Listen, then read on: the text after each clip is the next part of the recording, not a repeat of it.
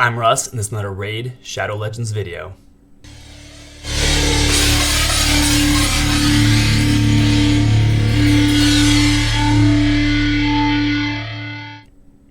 Hey guys, today I'm back in my free-to-play account. I'm on day 210. I'll show you. 210. I just got Hate Flower, a great champion. We'll go through her kit a little bit later. A great healer. She was someone that I needed big time to get through the Demon Spawn faction crypt. I think she'll be a great addition to my free-to-play account. Two things I just want to start out with. I think I've mentioned it, at least both of these things in my last two videos. This series of videos is going through my free-to-play account. This will be my third video. First one was on day 170, then one day 190, now 210. But I want to mention I'm only using my my starter champion, my login champions, and my farmable champions. I've not pulled shards except for, I think I pulled a few void shards when I first started this account, the first week. But I don't use those champions. I'm strictly using the champions that are given to everybody, just to show kind of how far I can get in the game with only the champions that everyone has. So everyone should be able to get this far. Also, kind of another important thing, if you're looking at my account and day 210 and think that maybe I should progress farther by now, I don't get on this account. I get on it every day, but it's limited. I have a main account that I'm on much more. So this takes a back seat. There's periods there where I didn't even get on the account at all. But I try to get on every day, maybe 30 minutes to an hour, do my farming, do what I need to do. So with that said, so this is a account where it's only using free chat. This is literally the bottom line of kind of how far you should progress through the game at this point. So yeah, those are the two important things as you're looking at this account. If you're on it every day, it's your main account, you should be a lot farther than this. And you should be able to beat farther content, be progressing more. So this is just kind of a baseline of where you can get. And then in my first two videos, and I'll link those in the bottom, they cover kind of my main points of things you should be focusing on as a new account. 3 points in the first video, 3 more points in the last video. And today, I'm going to cover 3 more things I think you should really be focusing on to help you progress through the game. 2 of those have to do with acquiring champions that are free, but you have to actually do stuff to get them. And then the other one is just making sure you are getting in each day and getting your quest done. Pretty much that's what I'm going to cover. So let's get into it. So this is, I guess, my 7th point, because in my 3rd video, 3 points per video. Make sure you're doing your quests. You have your daily quests here. I've already completed all mine. And then your advanced quests. These ones are a little more difficult, especially if you're brand new. If you're really in the beginning of the account, there's some of these things you're not defeat faction war boss might be not, especially depending on what day this lands. If you aren't able to beat that faction war boss or get that far in the faction, that might not happen. Sometimes beat, what is the other one? There's beat the Doom Tower boss 5 times. Is that in this? Silver Keys and Doom Tower.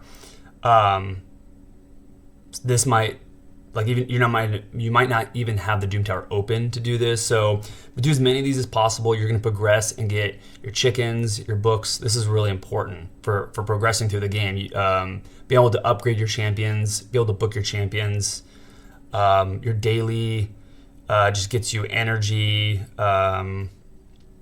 few just little things. But as you complete those, you also complete your weekly as you do 5 of the dailies, and you're going to get shards. And then eventually you just keep chugging along. Make sure you're doing your monthly. You're going to get a void and a sacred shard. So just make sure you're paying attention to these and doing them and seeing what you need to accomplish.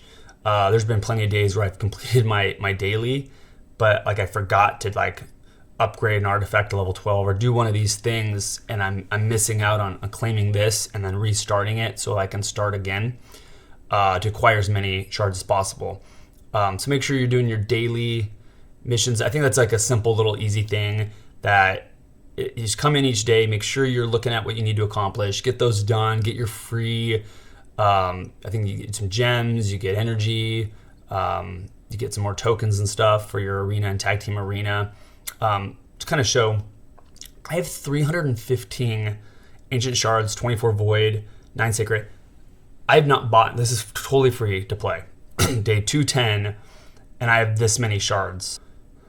Okay, number 8. My point number 8, missions. Similarly to your daily, make sure you're checking each day what you need to accomplish. Unfortunately, I can't look farther, but there's a huge list. I've done 150 of them total. But as there's this huge list you can scroll through, make sure you're paying attention to what, not only like what you need to work on immediately, but what going forward you need to work on like down the line. Is there affinity potions you need to save up, or just things to keep in mind so that you can plan for? I would say the hardest thing coming up, I'm not sure once I've fused this guy, I want to say the hardest thing I remember from my main account is your Great Hall. There's something about getting like your Great Hall, like you have to get one to like level 10, I think, or something like that, or maybe multiple ones to something. Or I think it might be like you have to get one to level 8 and then to level 9, then level 10. Anyways, that's hard. That is extremely hard. I would say I did not do the best job. I knew I shouldn't really do this, but I spread it out to kind of help my champions when it comes to survivability, attack. I want to make the champions I have stronger so I could progress through the game. But saving up and just being in the arena every single day is really important, because you're going to come to a point in that missions where you're going to get extremely stuck, and it takes farming in the arena for weeks, maybe months to get enough medals to complete those missions. But the reason you want to get those missions is for Arbiter. I mentioned there's 2 champions that are free, but they take quite a bit of work to get to. Arbiter, arguably the best arena speed lead in the game. I'm pretty sure, unless that's changed with new champions that have came out. I can't think of anyone off the top of my head that's better. I have 2 of them in my main account, and I use them. I have one that I use as in my main arena team. I use both of them in my tag team. Go over a kit really quick. Attacks one enemy 2 times. Each hit has a 30% chance of placing weaken. It's fine. Attack base. Attack, or it's based on attack. Attacks all enemies 1 time. Has a 75% chance, books to 100, of decreasing the duration of all enemies' buffs by 1 turn. This is a great way to either take away their buffs or limit their buffs for how long they last. These last 3 are really what makes her awesome. Places a 50% increased attack, so she goes for, again, you're going to build her as much speed as possible. Just literally all your best speed gear, fast as possible, and then make her tanky, because you don't want her to die. You want her to be the last person to die on your team. Place a 50% increased attack, so she's going to go first, make all your nukers stronger with their increased attack. Buff on all allies for 2 turns. Will fill the turn meter of allies by 30%. Heals all allies by 25% of their max HP if they have less than 50%. So has a increased turn meter and a heal, which is great. Also, this is why you want her to be tanky. Revives all dead allies with 35% HP, then fills their turn meter of all allies by 20%. Will also grant her an extra turn if this champion successfully revives anybody. So when she revives, she gets to go again, and you go back into your A3, which increases their turn meters and heals them. Great champion. And then increases the ally speed in arenas by 30%. That is the highest, or tied for the highest. I don't know if anyone else has a higher. I think someone has 30, but when you get her for your arena team, it's a huge game changer. Like, she is such a good champion, and again, free. You just got to make sure you're paying attention to what you need to accomplish. I guess even with things you need to look forward to, fusing this guy, make sure, like work on like, okay, have you farmed these champions? Have you farmed these? These are all farmable champions. I mean, you have to fuse him. Farm these rares. Make sure you're looking at farming them. Have extra copies. Be building them. So when this day comes, you're not like, oh man, I gotta like get a potions to ascend him. I don't even have him or her. Like, have these champions before you get to the end of this like row of missions, so that when this day comes, you can fuse them. You can wait for a better time, possibly. Like, wait till there's a champion chase, so you can summon him. Wait for for events or tournaments. Wait for I can't think of what it's called. Champion training event or something. You can wait for those things if you want, so that you're getting extra resources by doing the things you need to do to get through the game. Just something to think about. But yeah, so Arbiter, make sure you're paying attention to your missions, looking ahead of what you need to accomplish. Okay, point number 10 will be my last point for the day, and then we'll cover Hate Flower. Make sure you are, I mentioned arena, but your tag team arena. Make sure you're in your tag team arena and you are fighting as many battles as possible. A couple strategies. I just refresh usually. This is where getting on your account more often helps. But look for these kind of like cheap, easy wins. 4,100 or 41,000, 48,000. If you have a team, especially if you're a little bit farther in the game and you have multiple teams built out, hopefully you'll be able to beat these kind of lower teams, and you just refresh, look for another set of guys to beat so you can get these gold bars. Another strategy is if you have like your best team, your second best team, your third best team, when you go into battle and you can move your team around, don't try to beat their best team. If you're kind of like, I don't know if I can beat their best team with my best. I don't know if my second best can beat their second best. If my third best can beat their third best. Have the team that's like their best team, the team with the most power, the team that you think is going to be the most difficult to beat. Just punt on it. Just don't even try to beat it. Like, put in some like your worst champions in that slot. Then put your best champions against their second best team. Your second best champions against their third best. Obviously, if you don't think you can beat any of them, don't waste the coins. But that's kind of a strategy. To get 2 wins is better than getting none. So kind of strategize that way. You do get 10 coins a day when the day starts over, and then again back into your daily quests, you can get 10 more coins. But be here because you want to be in the bazaar to get Drexstar. Them short coins or short bars. Let's go to Drexstar, a really good champion. Where am I going? Index. Demon Spawn. He's a just a really good champion. HP burn, defense-based champion. Attacks one enemy 3 times, has a 30% chance of placing an HP burn. Debuff for 2 turns, heals this champion by 20% of the damage inflicted if the target is under HP burn. So heals himself based off his HP burn. If champions aren't under HP burn, it's his A1. So his A1, if they're HP burn, based on defense, so it should be pretty easy to get that. Like, just put as much defense on him as possible. When he attacks with that H1, he's healing himself. H2 attacks all enemies, has a 40% chance of placing a provoke debuff for 1 turn. This chance increases by 100% if the target is under HP burn debuff. Also places a 50% decrease attack debuff for 2 turns if the provoke debuff is placed. So you want to place provoke on make sure you're placing your provoke. One really good thing about this champion is you don't need books. So that's one thing, especially as a free-to-play. Not that books wouldn't hurt, but not having to like use legendary books on a legendary champion and him still be like extremely viable is awesome. Again, based on defense. So you start off with this AoE attack, provokes the champions, and then with that provoke, again, based on defense, has a 55 books to 75 chance of placing HP burn debuff for 2 turns on the attacker when hit.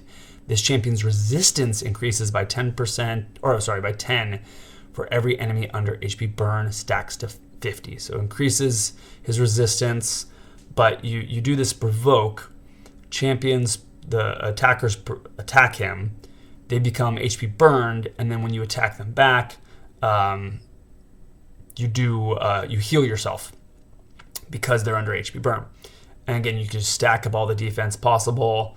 So he's a good way of like healing himself because they're HP burn, and then because they're HP burn, they're actually dying every time they take a turn. Masteries, the counterattack mastery down the defense would be great, or I forget what gear has counterattack. Him in counterattack gear to where he provokes and then they attack and then they are under your HP burn and then he just automatically goes into his A1. Like that'd be a great kit for him, or a great, that's his kit, a great set for him. He'd kind of almost, is it Angar? Am I saying that right? The Barbarian. Similar, like, I think he's one of the better control champions. Where's he at? Nope, not Barbarian. Kind of on a little tangent here. What is he? Barbarian, or Ogryn? Yeah, Ogryn. Right? Oh my gosh. Sorry. What am I going here? Where is... Wow, Orcs? There we go. Angar. Angar has this, he's based on HP, but has a provoke and a counterattack. So he provokes everybody and then everyone attacks him, and then he attacks them back. So you can kind of build Drexstar to kind of be that, but then he also places HP burn. Gonna be great for Spider. It's something where I'm struggling in the game. Spider's one part that I really am having a hard time because I don't have HP burn. Drexstar, when I get him, will be a huge part of the game. Hopefully I can get Drexstar. Let's go back to, man, I'm all over the place. Where am I at? I'm not even in the right spot. Drexstar fragment 50. So I'm still 50 days away. He's gonna be a great champion. Same with Arbiter. Make sure you guys are doing your missions, doing your quests, getting your gold bars. Those two champions are gonna be game changing to the account. Game changing for free to play or early account players. So make sure you are just each day paying attention to those things. Okay, I kind of wanted to cover Hate Flower, but I'm trying to think. As you're in your account and there's the free-to-play champions, I kind of want to cover all of them really quick. You have Dark Helene, I've mentioned in other videos, I think is well worth as a nuker, epic nuker. Build her out, she's really good. Possibly the best epic free login champion, at least up to this point. Dark Aethel is okay. You can use her for your Undead Horde. I wouldn't, like, I made her a level 50. I probably used that. I probably made her a level 50 because of Clan vs. Clan, just to get the extra points. I wouldn't spend any more resources than that on her. Again, a free-to-play account, I don't have a ton of champions, so she's not bad. But he's someone I'd be wary to put too much resources into because she's not that great. Lordly Legionary, not very good champion. I will not get him past 40. Again, he's just going to be a banner lord for now until I start pulling shards. He's just someone to use in my faction crypt. So no one to really be too excited about. Yaga, not good. Would not go past 40. Again, as a free-to-play Skinwalkers, I'm going to take everyone I can. He is an epic. A little bit more survivability than rares. Does some damage, but not all that great. Jizon. I don't know how to say that name. He's okay. Defense base, has a counterattack. He's again none of these champions I would worry about putting too much resources in. Again, for Lizardman, he can help you, especially in a free-to-play account. Shaman has a revive. So until you got Syl, she was the only reviver, unless you pulled shards. So because of that, you could have built her out to help you with at least one revive champion. But I don't think I would put resources into building her to a level 40 or past the level 40. And then here is Hate Flower. We'll go over her because I think she is worth building out. Attacks 2 enemies at random, heals all allies by 3% of this champion's HP with each hit on the target under decreased speed. So you need to have your the enemy under decreased speed. Luckily, she has a decreased speed. So does Syl. So you have another champion. Each hit on the target under, So it doesn't have to be her that places it. But as long as they're under decreased speed, you just get her health as much as possible. So attacks 2 times at random, heals all allies by 3% of this champion's HP. You get as much HP as possible. When she attacks people that have decreased speed, so you have a champion that has decreased speed, another one so her and Syl both placing decreased speed, she'll attack, and every time she attacks that champion, so if you want to not auto it, do it yourself, you can make sure you attack the champions under decreased speed in case they're not all, but it's going to heal everyone by 3% of HP. I mean, if you get her up to 100,000, which I mean it's a lot, but 100,000, that'd be 3,000 health every time she attacks. Attacks 1 enemy, has a 50% chance of placing a 30% decreased speed. So here's her decreased speed debuff.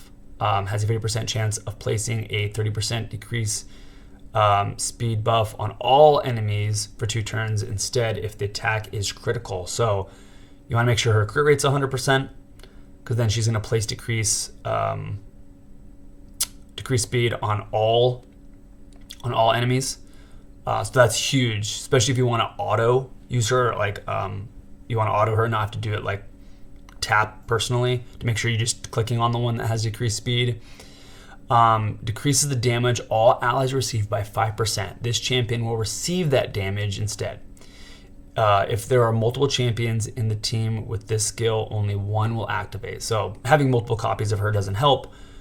She's healing everybody, and she is taking the damage from other people. This is huge, survivability, especially for the faction, the Demon Spawn faction. I mean, I think she's just going to be great.